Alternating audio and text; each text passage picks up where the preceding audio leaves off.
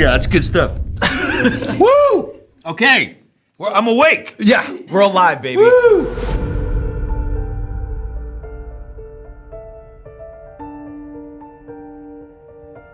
Hey, what's going on, everybody? For First We Feast, I'm Sean Evans, and you're watching Hot Ones. It's the show with hot questions and even hotter wings. And today we're joined by Sam Rockwell.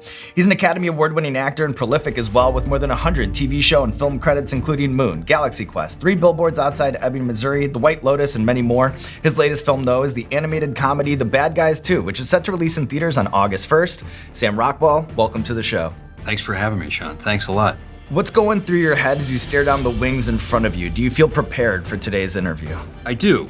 I've seen some of the show. I love the show.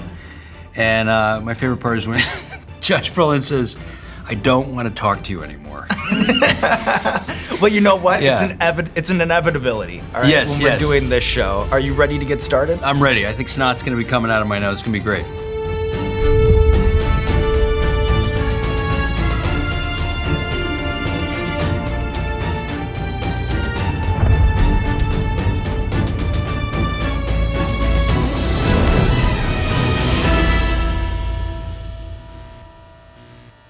Here we go. Oh, that's good. Extremely tolerable.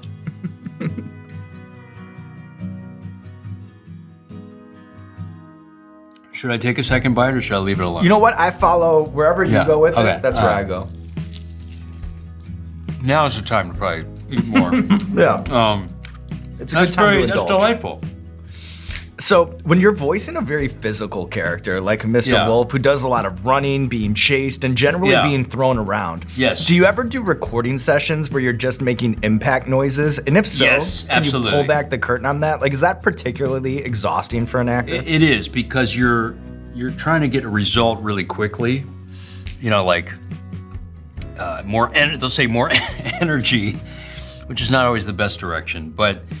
Yeah, you try to physicalize. I mean, like Zazie and I have like a sparring match in the thing. So we're moving around and doing stuff and jumping up and down, and it was fun. But it's a little tiring, yeah. Feel good. I'm famished. Do you feel good enough to move on to wing number 2 over here? Let's do it. So up next, we have Just Winging It. Okay. All right, let's try this. Just Winging It. Seed Ranch.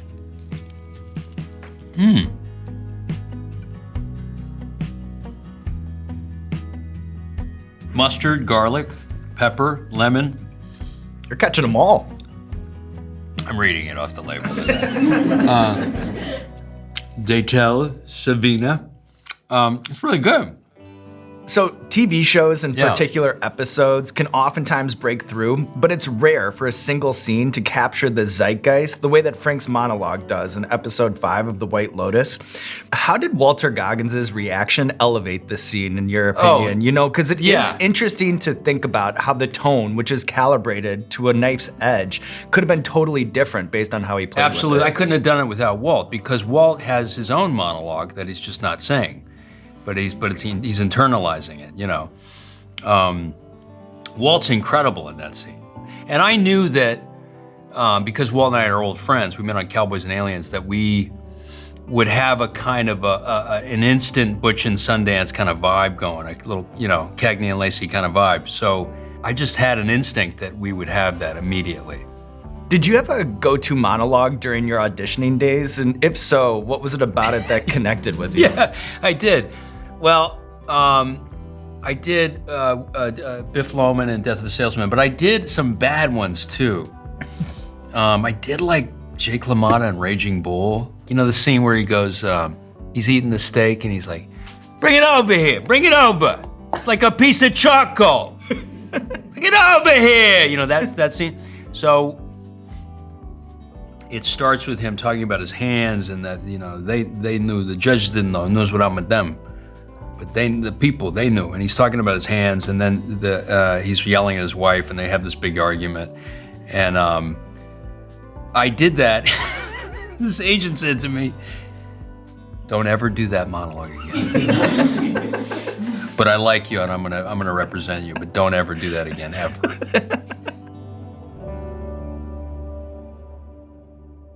Very crusty, very orange. I'm waiting for the bang, but it's not so bad. Enjoy these moments. Enjoy these times while we have them, all right? Exactly. And I'm hungry. Dig in. So I once heard you say that you'll advise young actors that men should watch the women in the scene and that that's right. women should watch men in the scene. You do your homework, yeah. What makes that a fruitful exercise, in your opinion? And then does anything immediately come to mind when you think of like a great on-screen tough guy who has characteristics cribbed from more feminine performances? Absolutely. Well, Gene Hackman comes to mind. Bob Hoskins did that. I heard an interview with Bob Hoskins, who played a lot of tough guys. He said that any tough guy, you think it's rage, but actually it comes from this deep vulnerability.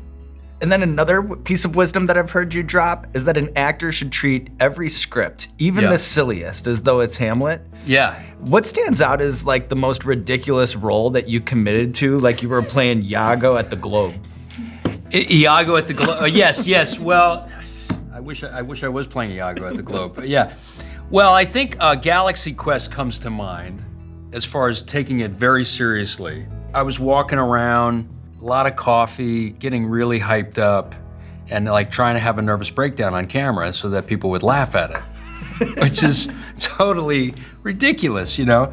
People are like, what are you doing, man? It's a comedy. But, you know, you have to really break down or it's not funny. You know, I mean, the producers, Gene Wilder and the producers, is a perfect example of that. He has a real anxiety attack, and it's hilarious, you know.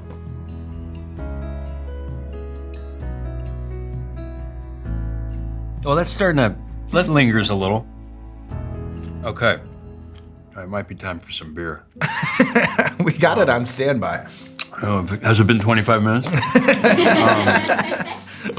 We have production rushing out the door for you, Sam. That's the kind of red carpet treatment This is that you get fantastic. over here at Hot Ones. Wow, fantastic. So from the extensive dance training required to get the distinctive Fosse style to putting yourself in isolation to understand the psychological impact for a film like Moon, which character's prep work was the most challenging for you? That's a good question. I mean, it depends on the role. Sometimes I might have a little milk. That's all right, I'll join you while the beer's coming in. Yeah, okay. Yeah, okay, that's catching up.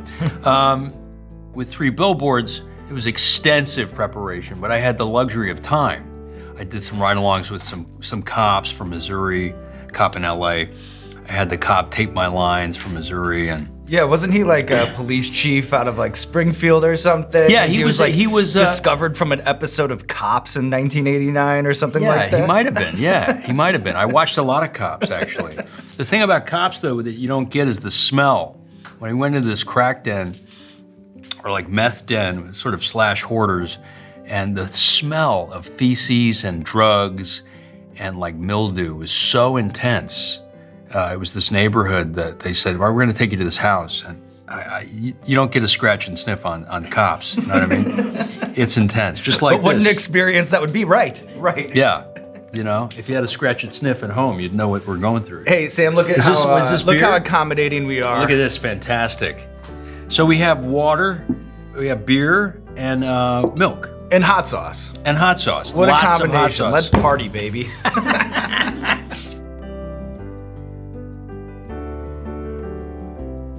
Hook and arrow. A little mustard. All right, we're okay. We're okay. Okay, we're okay. All right, have a little beer.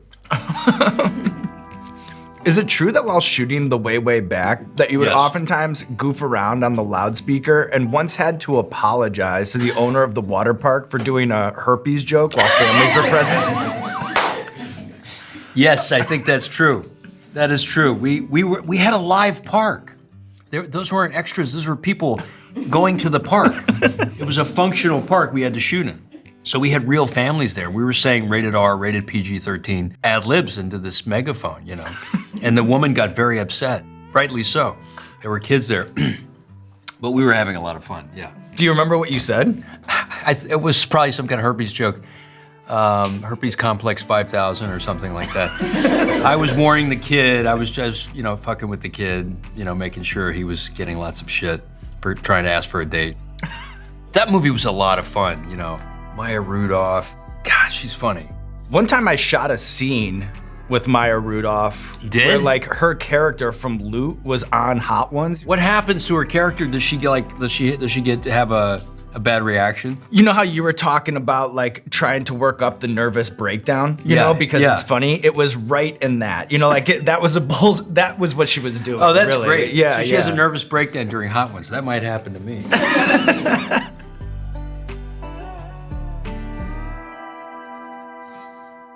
All right, it's not bad. Is it bad if I get pain here and I start bleeding out of my mouth? No, all totally normal. Okay. All right, totally right. normal All on right, this great. show.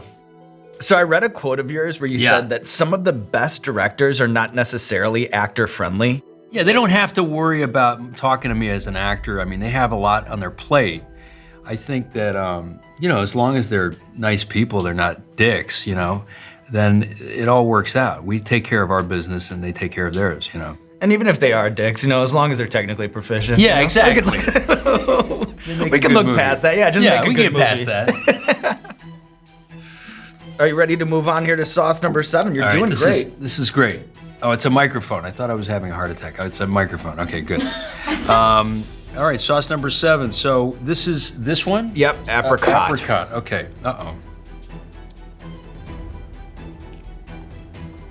right, I'm getting a little nervous.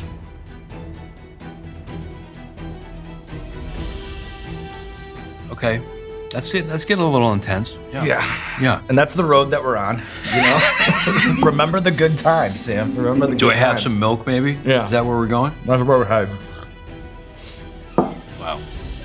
For what it's worth, I don't want to talk to you. I don't want to talk to you. Love Josh. All right.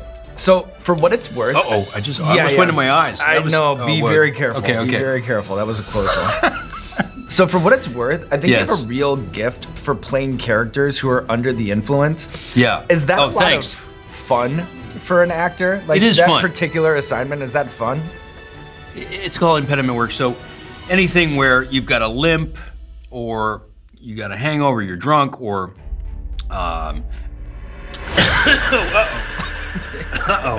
I think something just came back.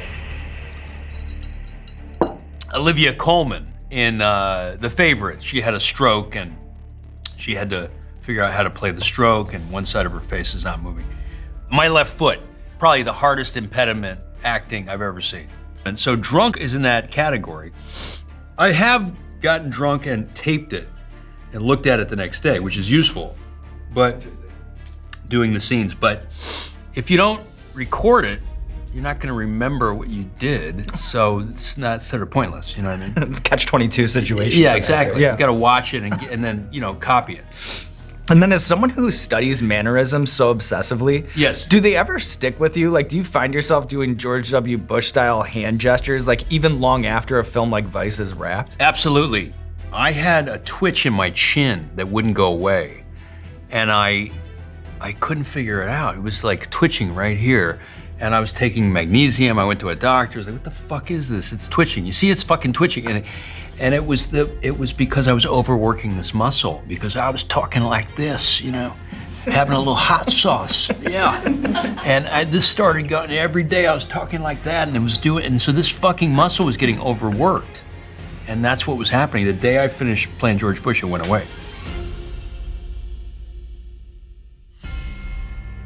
We might bring it back with this next wing, because this is a bomb beyond insanity. Okay.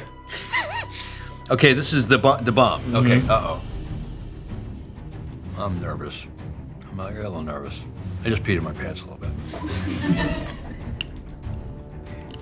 How you feeling? So when this one hits, Oh, yeah. Have you had... Uh-oh. It's going in the nose. yeah, Right? this is kind of becomes a part of you. Yeah, this captures everything. Oh, yeah. Oh, yeah, this is a prank. This is fucked up. It is. It's a fucked up show, you know. Sometimes I feel like I have to apologize for it on this side of the table. You should but- apologize. This I'm is very fucked sorry. up. I don't want to talk to you. Remember the fun times that we were having? Like, oh, I'm kind of waiting for it. Like, this is nice, having the beer. Like, Little snot coming out of yeah, my it nose. all catches up. Yeah, that's good stuff. Woo! Okay, so I'm awake. Yeah, we're alive, baby. Woo! Yeah. One thing I love combing your old interviews is that It's still going. I know, and it's gonna keep growing. It's gonna going. keep growing. So one thing I've loved combing your old interviews is you have this way of talking about the craft of acting in a very approachable Yes. way. I know that this puts you on the spot, and it's a lot to ask, especially Yes. under the circumstances. But how would you, in layman's terms, explain the difference between the Strasberg, Meisner, and Adler methods of acting? Oh my God. Well, you picked a great time for that. Thanks a lot, Sean. Yeah. Well, Adler, woo! Whoa, it's still there. Shirley MacLaine in Terms of Endearment, their daughter's in the hospital, and she's got to talk to the nurse, and she flips out, right? And she's like, I need to see my nurse, my daughter now. And so she's got to do an emotional preparation for that scene. So if she's doing Strasberg, she's going to think about the past, emotional memory. If it's Meisner, it's more about the what if. So using your imagination. And Stella Adler, I don't really know a lot about Stella Adler, but I know a lot of good actors train there. So that's a different school. But I did go to Stella Adler briefly, and it was tough. How you doing over there? You know what? I'm on the same wavelength as you. Wow. You know, and How did I do? I butchered Terms of Endearment, but other than that, no, it was actually kind of amazing because you provided like an actual concrete example and Yes. would talk about Okay, how the good. different schools would connect. yes. So you're kind of a talk show host dream that way, you know, Sam? Even when you're dying on DeBomb Beyond Insanity, all I gotta do is put the ball on the tee and you'll hit it. Your daughter, your nurse, your daughter, your nurse, your daughter. Wow, that's hanging in there, that DeBomb. I know. What the fuck, man? I'm gonna have a beer. Fuck this shit.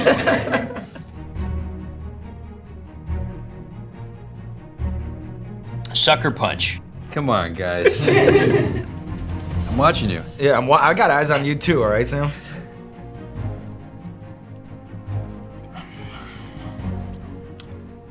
This is gonna be upsetting, isn't it? This is gonna upset. It's that part. It's that part of the show.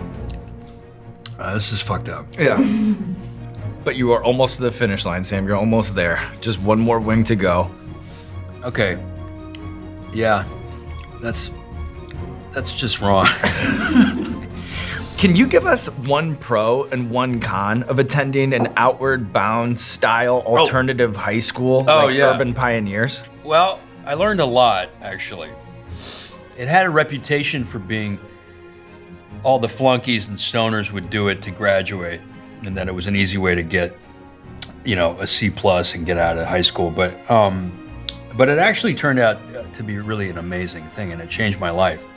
We hiked in the mountains, we rappelled, and if you wanted food on the camping trip, you would have to go solicit food from like Pizza Hut, and it didn't matter whether you came from money or you were poor.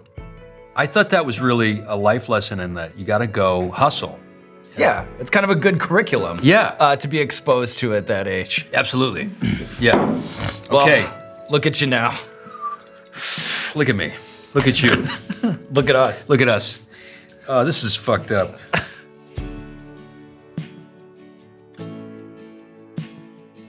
Okay. Let's do this. This is just wrong. Okay, you're gonna All right, dip. I'm gonna hit a dip. Okay.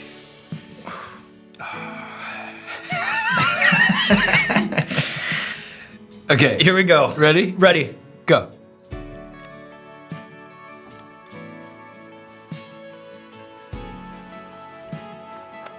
And with that, Sam Rockwell, Holy shit.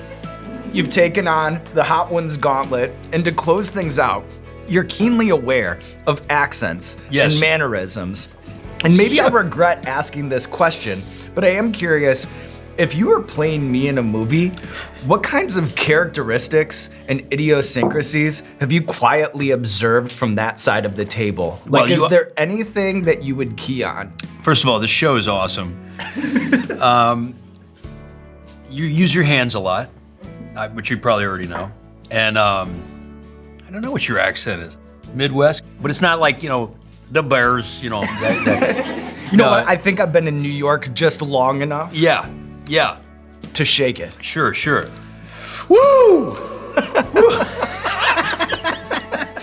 Woo! Okay, we're doing okay. We made it. We made it. We got blood coming out of our eyeballs. And on that note, it's time to roll credits. Look at you, Look Sam, at you. All taking grows up. on the wings of death, living to tell the tale. And now there's nothing left to do but roll out the red carpet for you. Fucking This camera, A. this camera, this camera. Let the people know what you have going on in your life.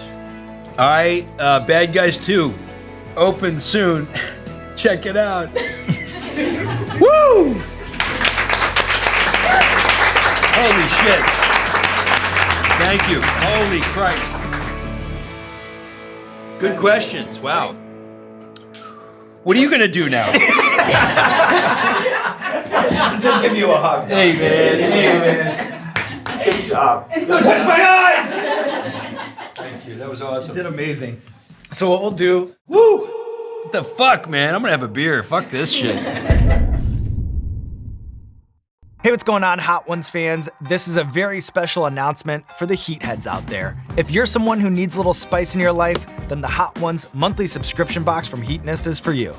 This monthly delivery from Heatonist features a trio of saucy surprises each month. You can always count on a fresh assortment and be the first to try new Hot One sauces.